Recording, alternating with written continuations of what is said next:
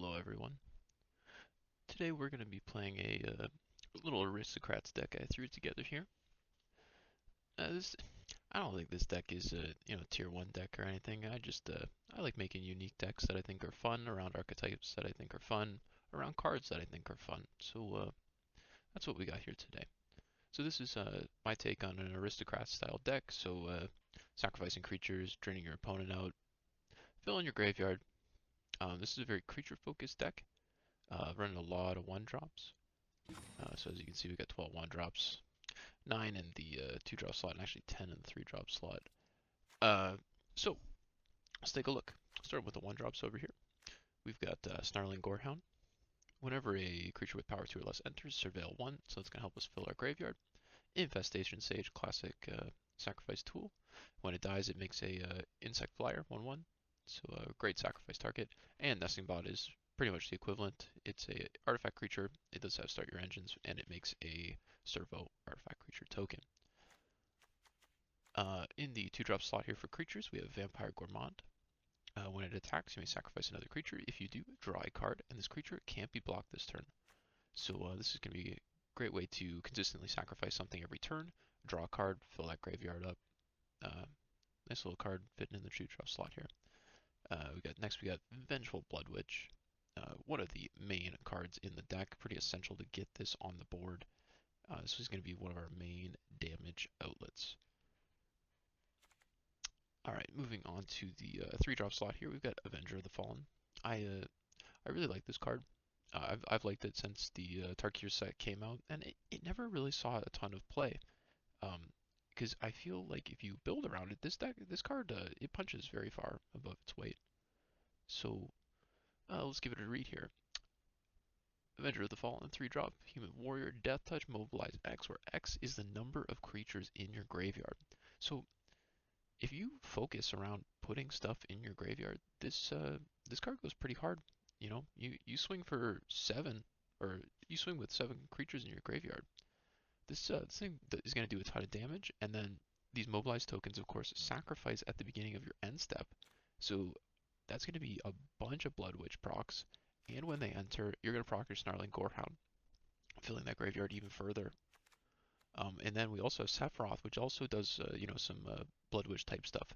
The other cool thing is that Avenger of the Fallen can flip Sephiroth in one turn fairly consistently. All you need is 4 creatures in the graveyard. Those mobilized tokens sacrifice. Boom, you have Sephiroth flipped, and you've got that emblem forever. So this is a really, really good deck for Sephiroth, in my opinion, to get him flipped as quickly as possible. Next, we have Ruthless Lawbringer. This is going to be our removal in the deck.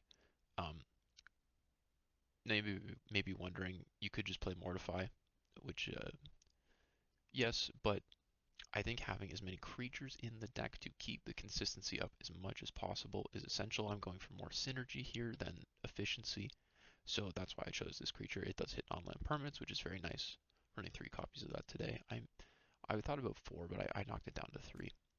And in the upper echelons of the deck here, we have Pitiless Carnage. This is going to be another way of us sacrificing tons of stuff.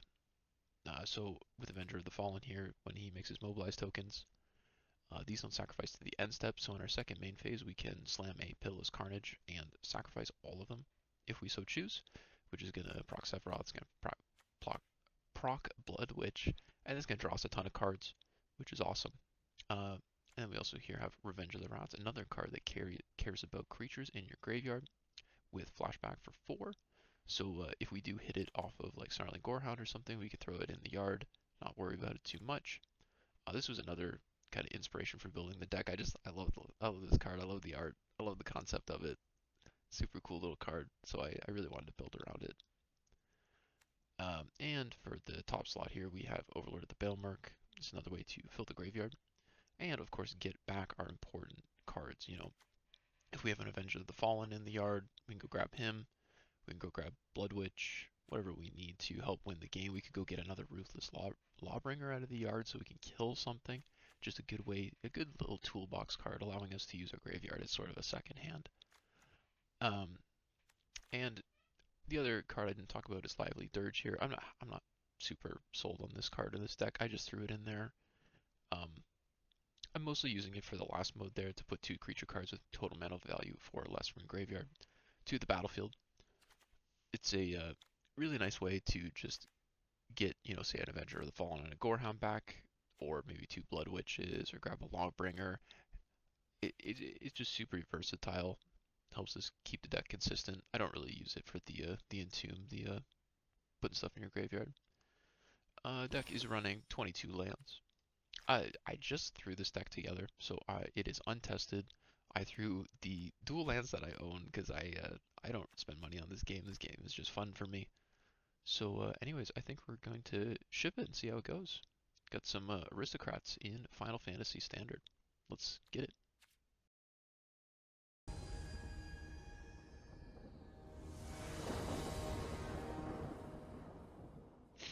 Alrighty here. 4 land in the opening hand. I'm not super sold on this. I'd like to play my Gorehound turn 1, but then I also want to play my Temple of Silence. I'm not super sold on this hand, but I'm going to keep it against my better judgment.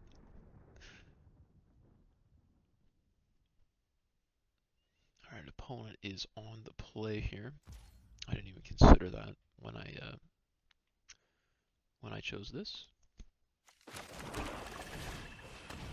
Apologize for the loud S sound. I do not have a pop filter yet.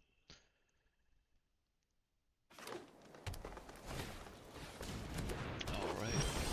I believe we are against some mono green here.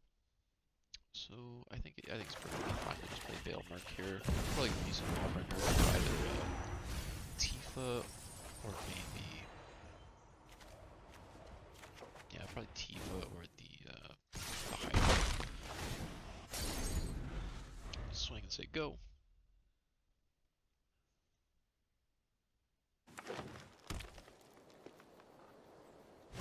Let's see. I don't know if I've ever read this card. When this creature deals combat damage to the player, create a food token. Very, very interesting. Now, I think we're just going to play Avenger of the Fallen. Eventually we need to get our White Source out here, but that's not going to be this turn. Do I care about this? No, I think we just ship it. I'm going to swing again as well. And say go.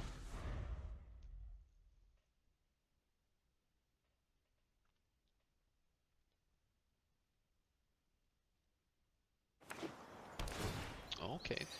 Opponent's showing us red here, so they are a Gruul deck, actually. Interesting, interesting. I'm just gonna take this. I don't want to lose my Avenger. I'm gonna get a bunch of sweet spell shards off of it here on the next end step.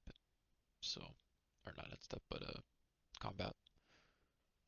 So I have no reason to throw that away. I wonder what they're up to with these food tokens here. It's interesting. We'll do a Temple of Silence. I'm gonna leave it on top because I'm gonna survey it really hard. I don't want to put it on the bottom of the deck.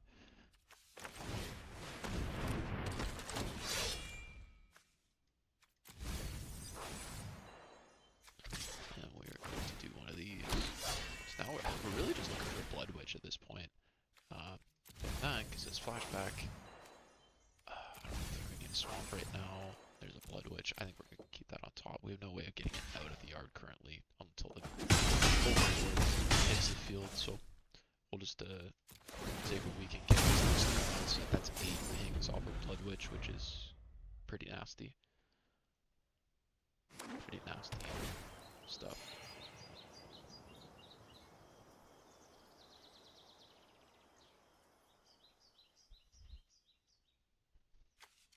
Yeah, I'd love to know what they're up to here with these food tokens, because it's obviously intentional.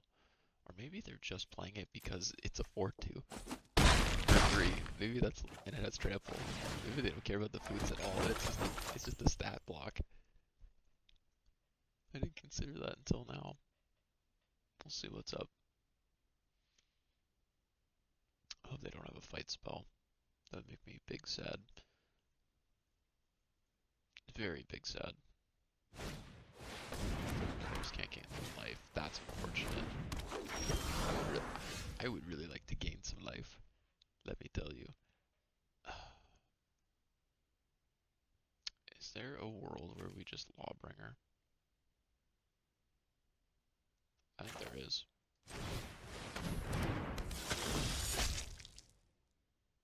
I did this at the wrong time. I mean,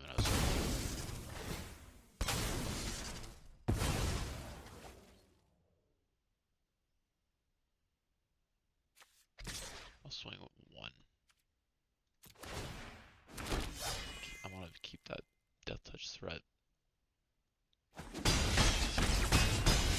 Because next turn we should be able to just survive. We should be able to just Blood Witch and win. Unless he like boosts his board or something crazy here. Maybe there's a different line we could have taken.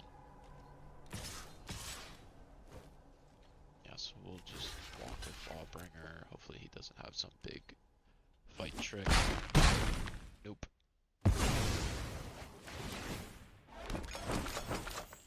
Let's see. He can also use the foods at instant speed here. He gains what?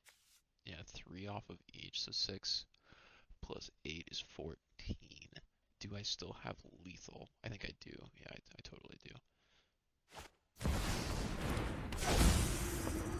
Yeah, I think we got him here. Yeah, he can't use his foods anymore, so GG.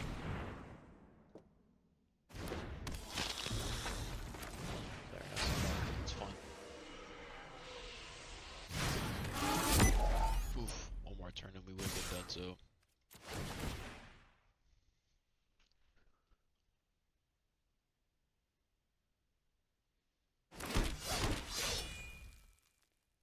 Man, if Gorhan was still on the field here, we'd be going crazy.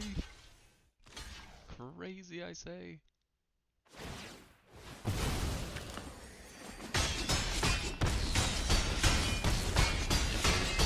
Blood Witches, which does happen quite frequently. I mean, 6 tokens each. It's crazy. All right, that's a good win with the deck. I think that one really showcased what it can get up to. On to the next one.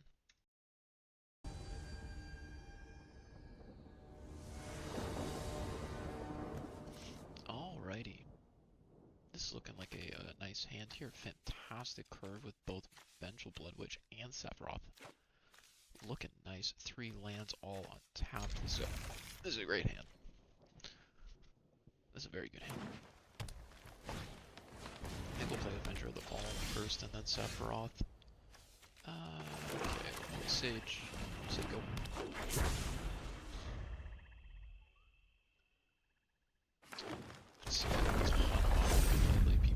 People are loving these landfall decks, which is fine. I mean, green's been so bad for such a long time. Everyone who likes green is just dying to play it. I'm just gonna say no blocks. If we need to jump with Sage, we will. I might save it for a bigger creature. This Chocobo's gonna get gigantic. Maybe we just let it slide. However, we do want the Avenger of the Fallen to have procs, so maybe there is actually a reason we should let it die.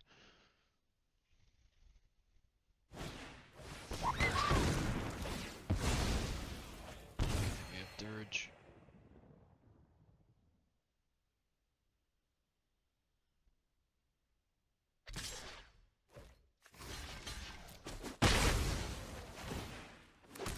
Alright, plan has been interrupted a little bit.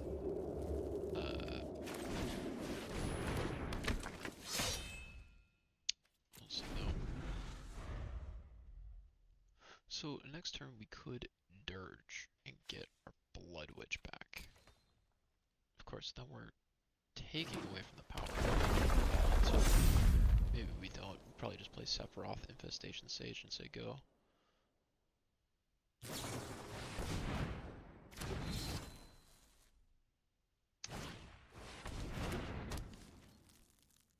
Opponent is going quite wide.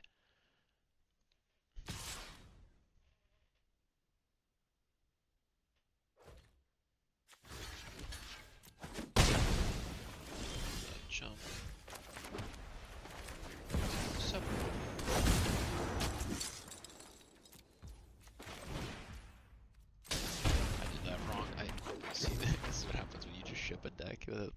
it. I should have done that on end step, so I could sacrifice one of the tokens, but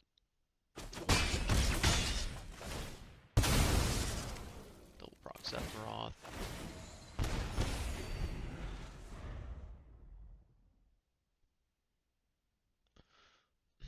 There is a possibility that we could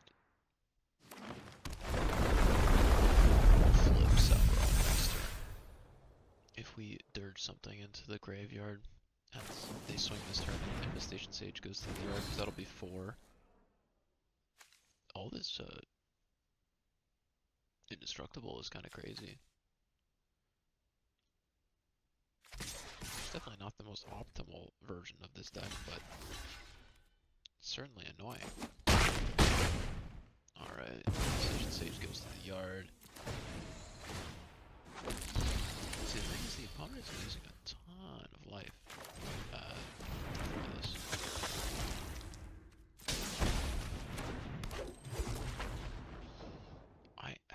Yeah, there's a part of me that wants to swing with Sephiroth. And full. Oh, you know what?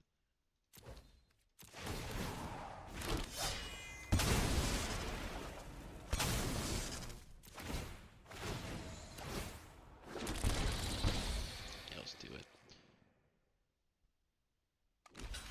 Yeah, he doesn't block Sephiroth, so that's fine. Actually, oh my goodness, that's lethal. Oh my goodness, I didn't even realize. Holy cow. Yeah, having Sephiroth on the luggage is so nice. Well, there's a victory that I didn't see coming. On to the next one.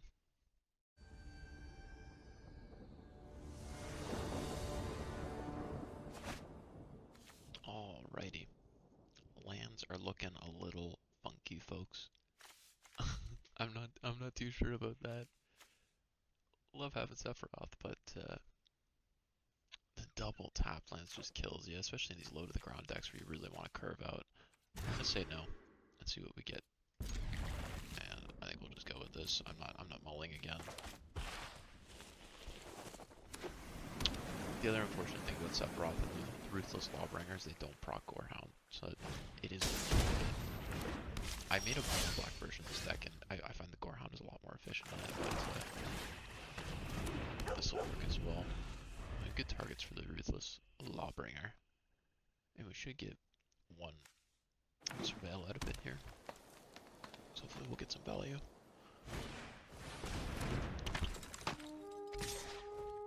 I thought this was rabbits, but then he played this, so now I have no idea what I'm walking into.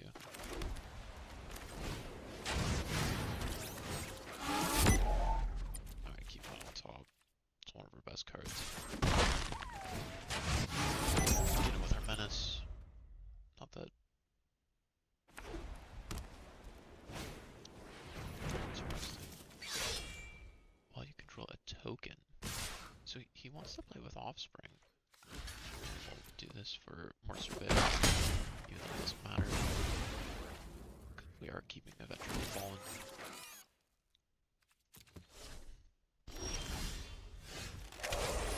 And yeah, I think we just play it.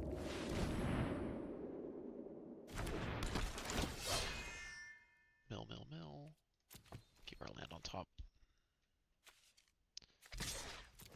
Get it for 1. What you got? What you got? Also a smite? Fight. Interesting. That's fine. Stroke of Midnight. Okay. Oh, I thought Stroke of Midnight exiled. Just destroys. That's fine then.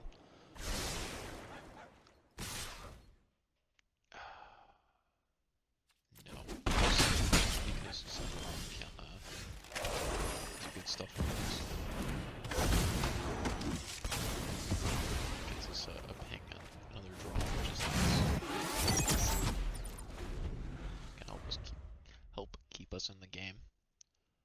Does this guy have more for me? I gotta say no. We have so many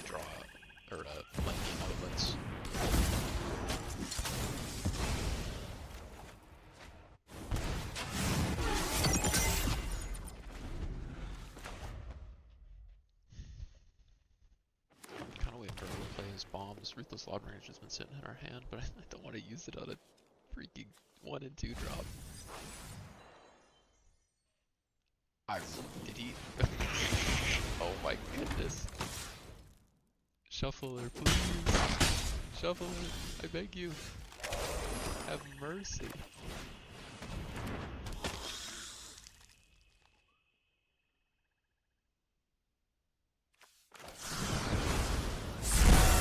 Just plot this and say, go ahead, my boy. This is ridiculous. Bite down and 3 Stroke of Midnights in the top 14 cards against the Selesnya deck. That's wild, man. That's wild. I mean, we're jumping that.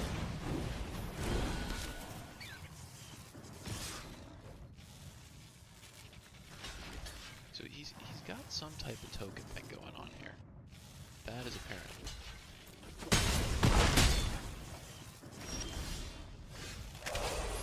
Okay.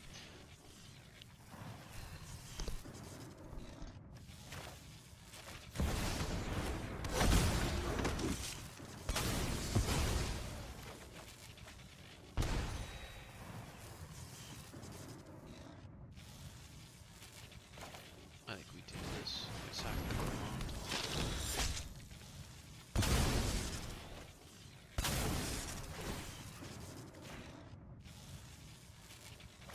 I wasn't sure what to kill there, but this gives us more stats on the board. He can't swing into us now unless he has something to pump them. It was risky, but I'm fine with that.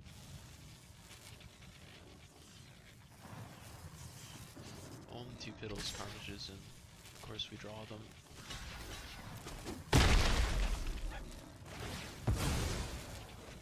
To even out the life totals here. Our opponent is just top decking like a menace.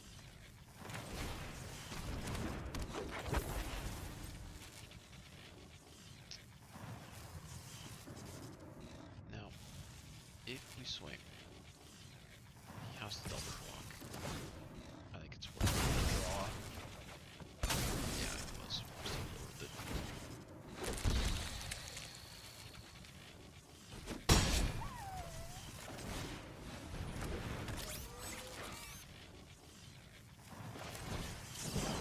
We need to draw.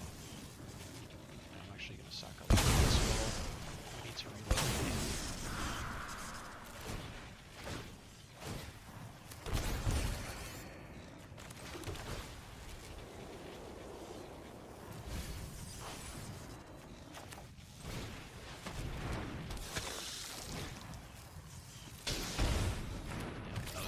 That was a good Carnage there. That really helped. That was a good play. And stabilizer from our opponent.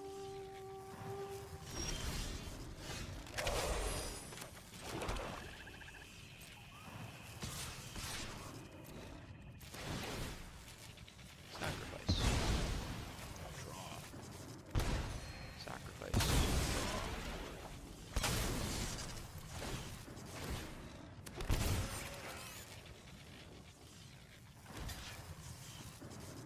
Will he double block?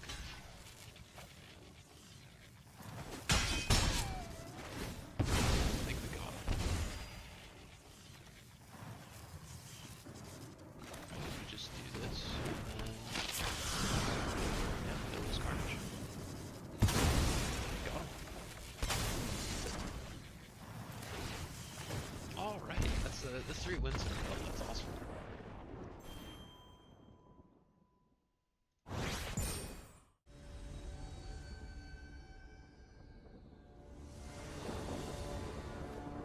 Alrighty. 2 lands, double Snarling Gorehound here. I'm going to keep it because the double Gorehound, we're going to get a lot of survivors, so we should be able to manipulate the top of our deck quite a bit. Say hello to our opponent, the infamous Yanyu. Yeah, I guess we'll play planes with the Gorehounds and then bond afterwards for maximum surveils.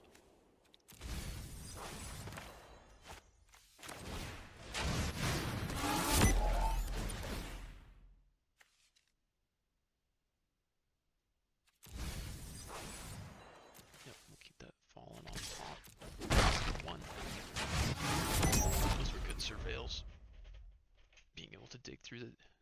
Surveil's such a good mechanic, man. Being able to just rip through your deck and get what you want. Fill your graveyard up. So good. Really enjoying this deck. It's such a nice change. I'm usually a control player, actually. I really like blue-white control and Dimir control and Jeskai control. But it's nice to take a break and play these decks. I'm having a ton of fun. Would love to fill the graveyard up more. There's part of me that wants to keep that, but I'm gonna ship that.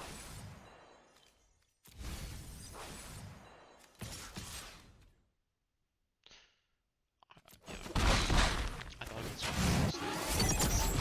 It's better to keep it up as a blocker. And Fortifies. Yeah, see, that's the card we could be playing instead of Lawbringer with that instant speed, but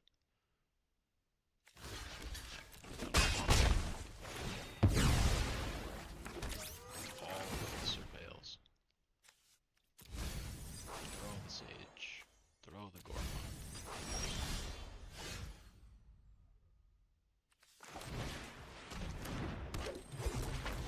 More land for the rats.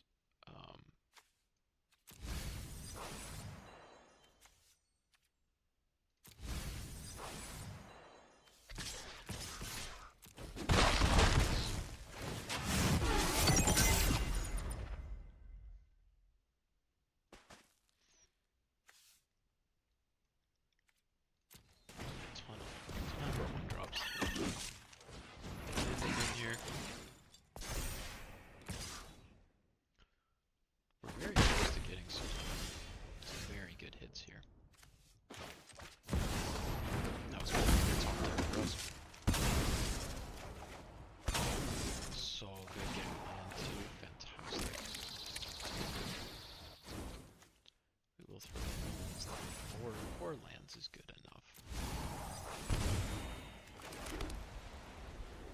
And we will just say no attacks.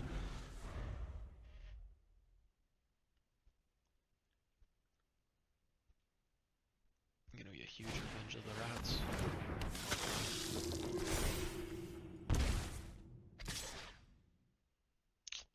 Oh, this guy might be going for the old loop.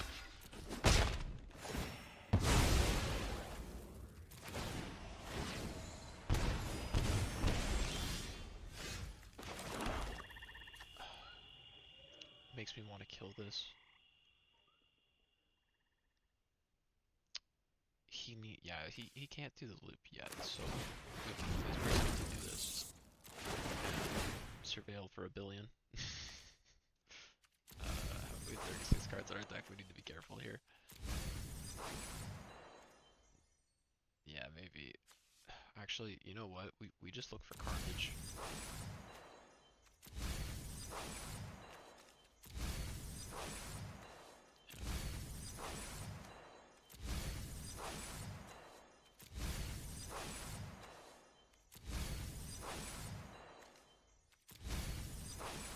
Carnage, where are you? Oh my goodness, there's so many triggers. We're getting down there, folks.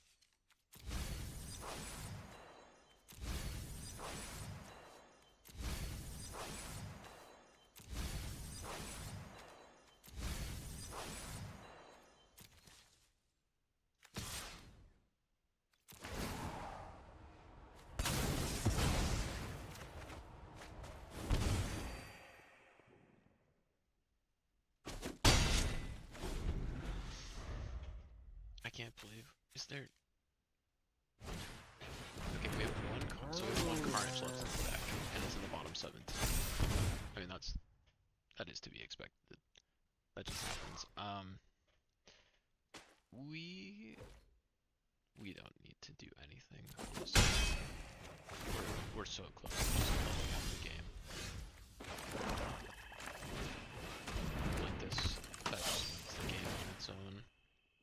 I am still gonna keep playing like a freaking lunatic, but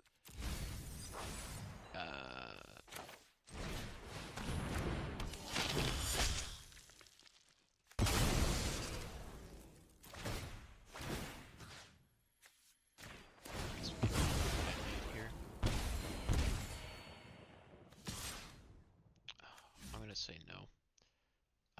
We need Sephiroth. We have to. And Avenger the Fallen has 20 triggers. Oh my goodness.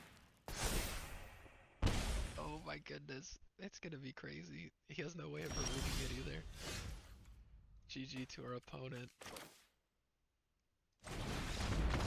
Oh, he didn't let me do it, but you know what would have happened.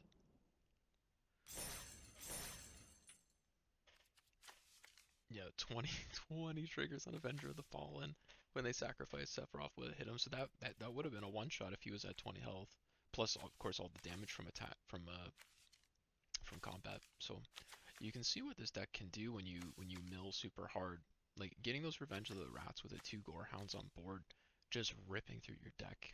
You find what you need. You get these Avenger of the Fallens to just crazy proportions, and you don't need a ton of Blood Witches. Like one Sephiroth, one Blood Witch is all you need.